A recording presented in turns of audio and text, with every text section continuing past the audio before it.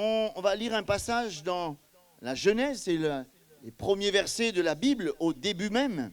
On va lire les quelques premiers versets. Il est écrit, « Au commencement, Dieu créa les cieux et la terre. La terre était informe et vide. Il y avait des ténèbres à la surface de l'abîme, et l'Esprit de Dieu se mouvait au-dessus des eaux. Dieu dit que la lumière soit, et la lumière fut.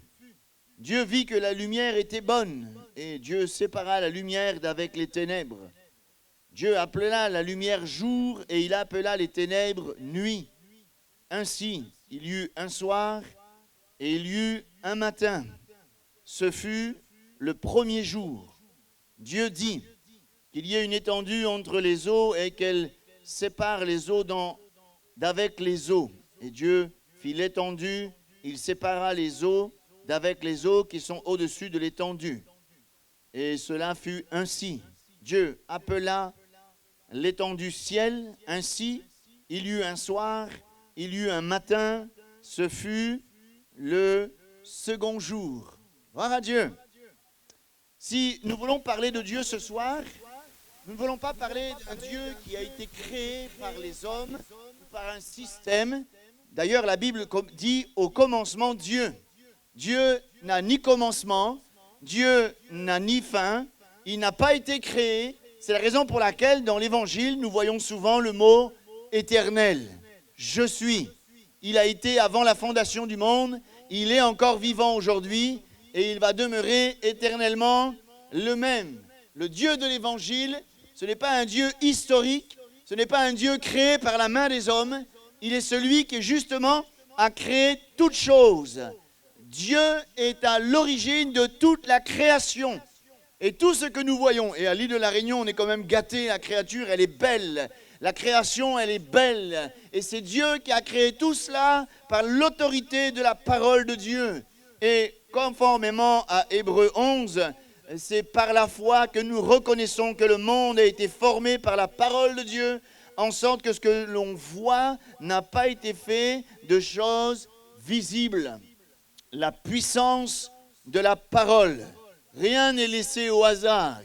Il y a certaines personnes qui pensent qu'il y a le produit de l'évolution, que les hommes sont là presque par hasard. Non, non, non. Tout a été créé par la parole de Dieu. Et la parole de Dieu, elle est puissante, elle est agissante. Et lorsque l'on lit la parole de Dieu, il est dit que l'Esprit de Dieu se mouvait au-dessus de la terre. Dès que la parole et le Saint-Esprit ont agi en même temps, tout ce qui était invisible est devenu visible. C'est-à-dire que Dieu a agi par la puissance de la parole. Et c'est important ce principe.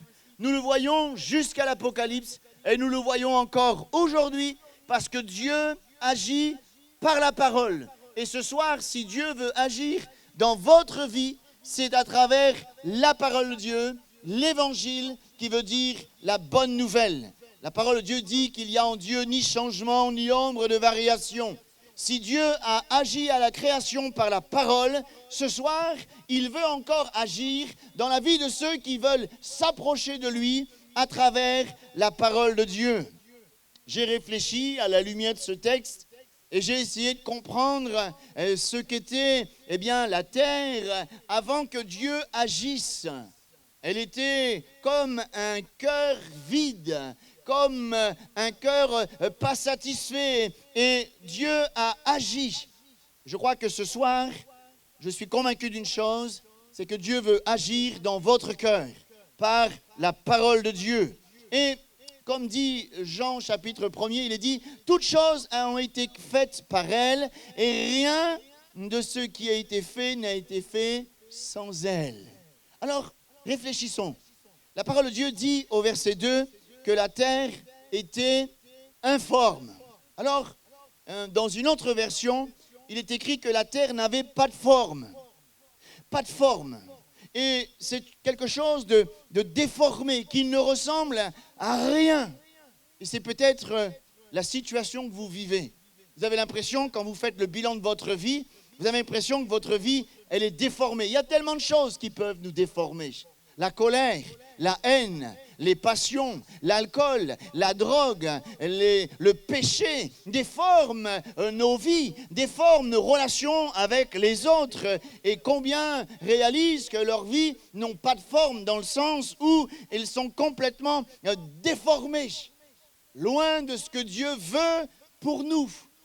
Je crois que en Christ, il y a une puissance qui est capable de transformer ce qui est déformé.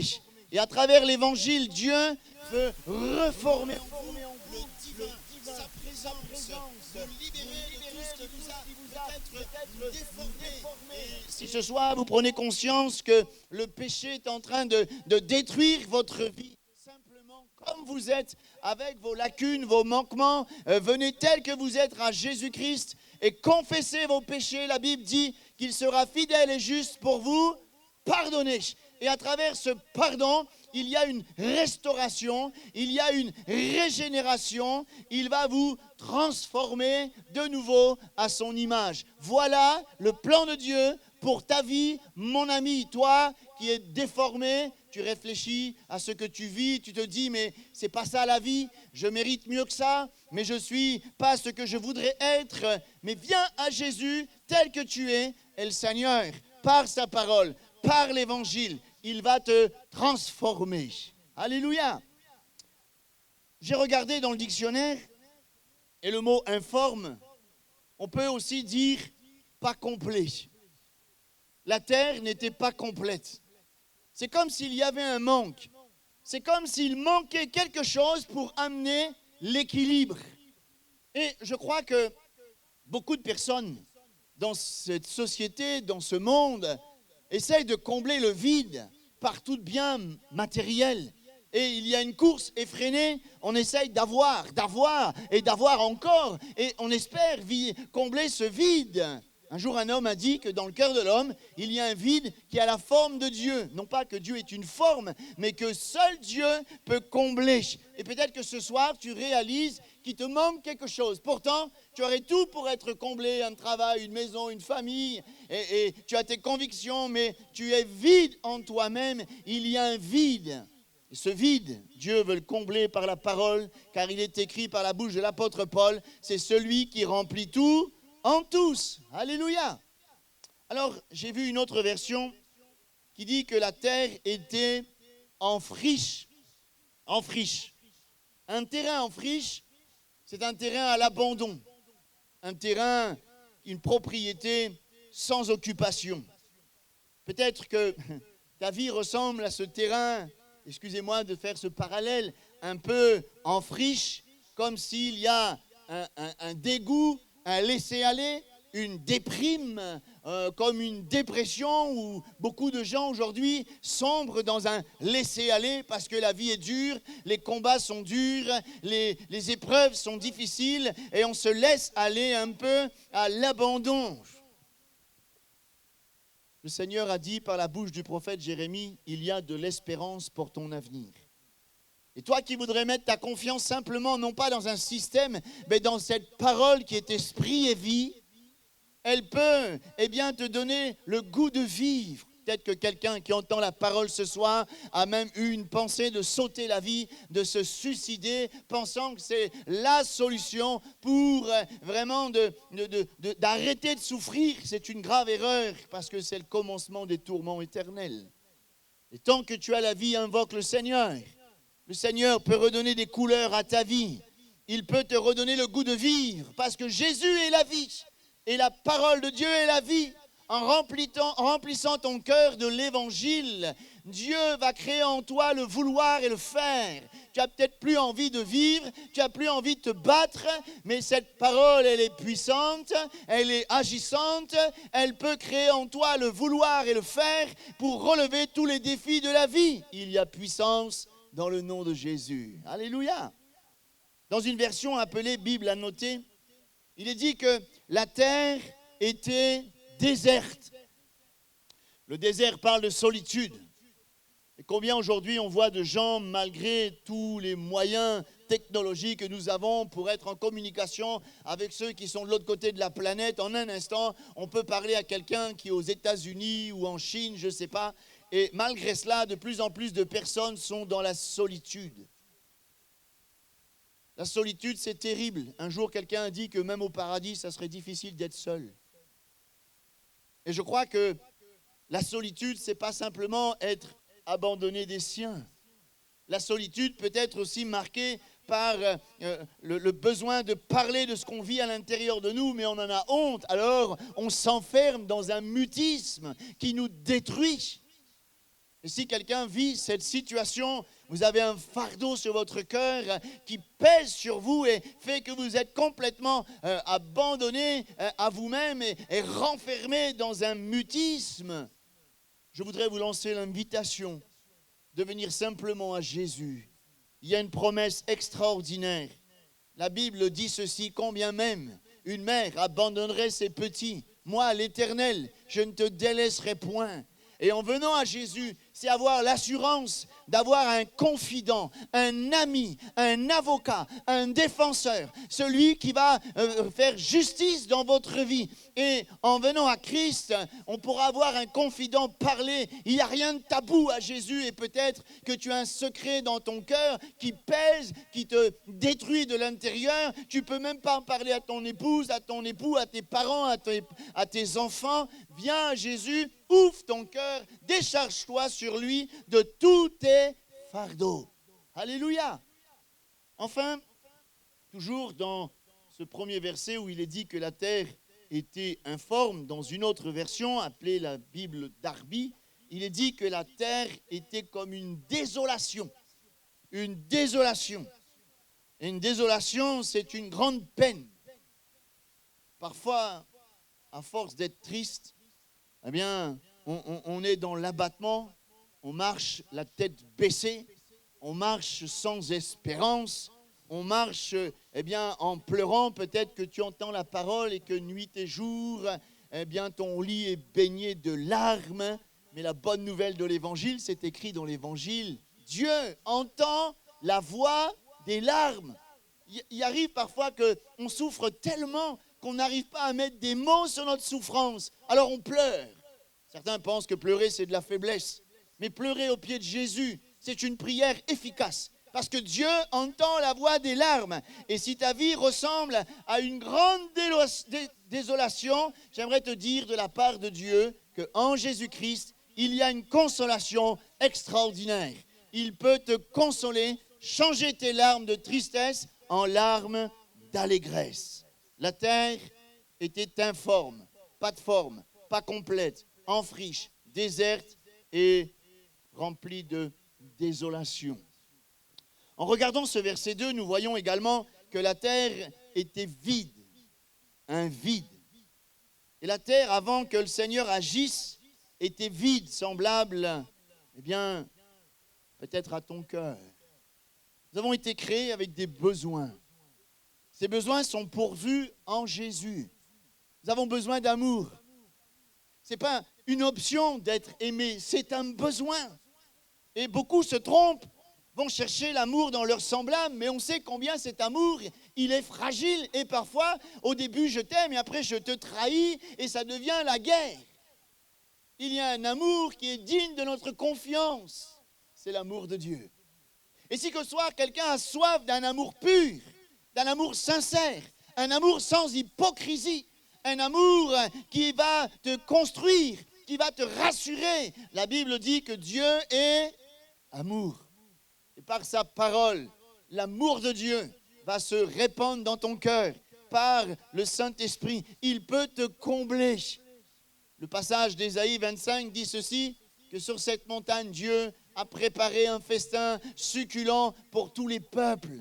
Le festin pour ton âme, c'est-à-dire tous tes besoins. Tu peux venir ce soir être rassasié d'amour. Peut-être que tu te dis, mais moi, il n'y a personne qui m'aime. Je suis quelqu'un d'abandonné. Parce que je suis trop ceci, je suis trop cela, je suis trop méchant, j'ai un mauvais caractère. Dieu ne t'aime pas par rapport à ce que tu es, ni ce que tu fais. Il t'aime parce qu'il est amour. il t'a créé, il t'aime tellement qu'il t'accepte comme tu es et il va te transformer. Alléluia. Vite de paix. Vite de paix. On a besoin de vivre en paix. Beaucoup de gens parlent de paix. Les nations parlent de paix. Mais la paix que le monde est capable de donner, c'est une paix éphémère. Mais la paix que Jésus donne, elle ne dépend pas des circonstances. Peut-être que ton âme est tourmentée, ton esprit est agité, et tu essayes de prendre des 30 et des médicaments pour apaiser ce mal-être et cette agitation. Mais laisse-moi te dire que tous les médicaments du monde ne peuvent pas donner la paix dans ton âme. Jésus est le prince de la paix. Jésus a dit, je vous donne ma paix, je vous laisse ma paix, je ne la donne pas comme le monde. Si tu as soif de paix, mon ami, c'est la raison pour laquelle nous prêchons l'évangile. Viens à Jésus, vide d'espérance, vide de joie. Et je peux continuer la liste. Nous avons tout pleinement en Jésus-Christ. Alléluia. Au verset 3, il est dit ceci, qu'il y avait les ténèbres. Il y avait les ténèbres sur la terre. Et par la parole de Dieu, par la puissance du Saint-Esprit, Dieu a créé la lumière.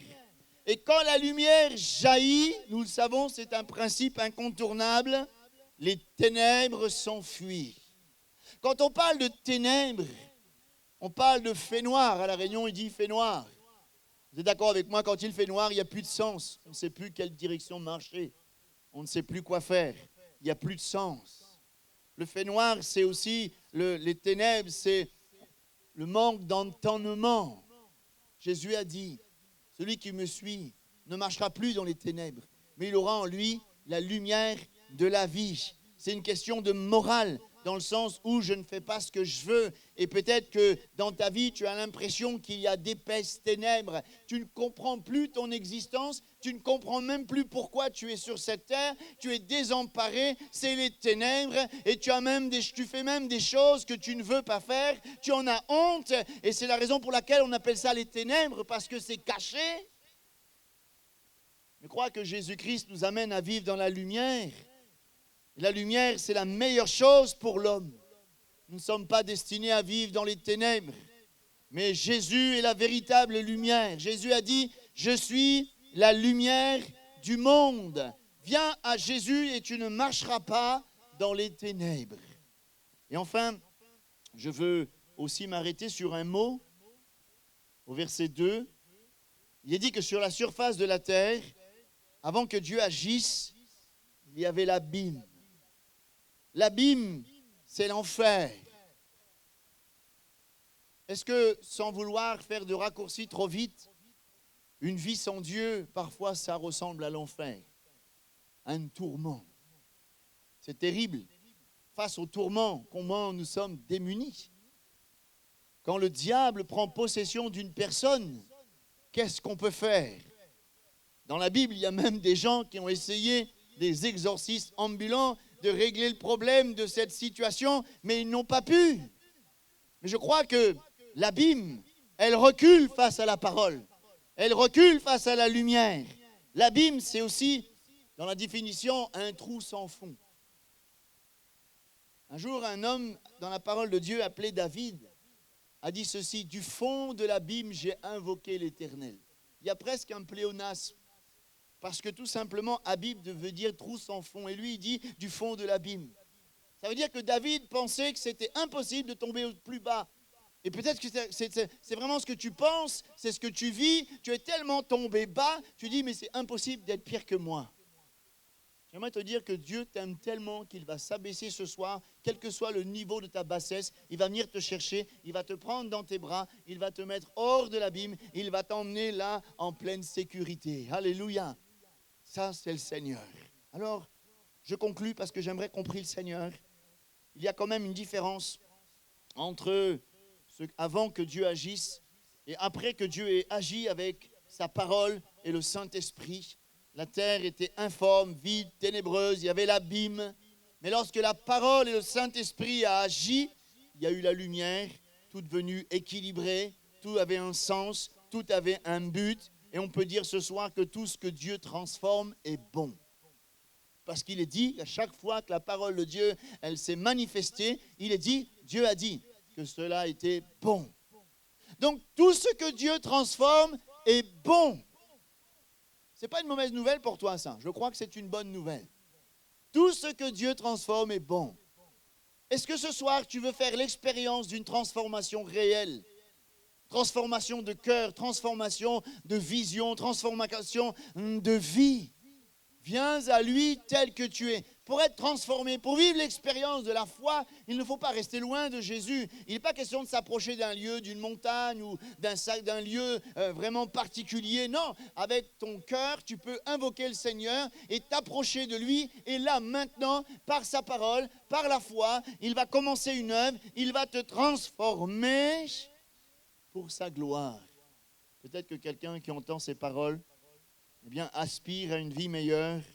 La solution, elle n'est pas dans une religion ni dans un système. Elle n'est pas dans une morale. La solution, c'est le Christ. Venez à moi, vous tous qui êtes fatigués, chargés, je vous donnerai du repos. Viens à Jésus. Et par sa parole, il va agir. Il va emmener la paix, la lumière, l'équilibre. Le Seigneur, il est tout puissant. Alléluia.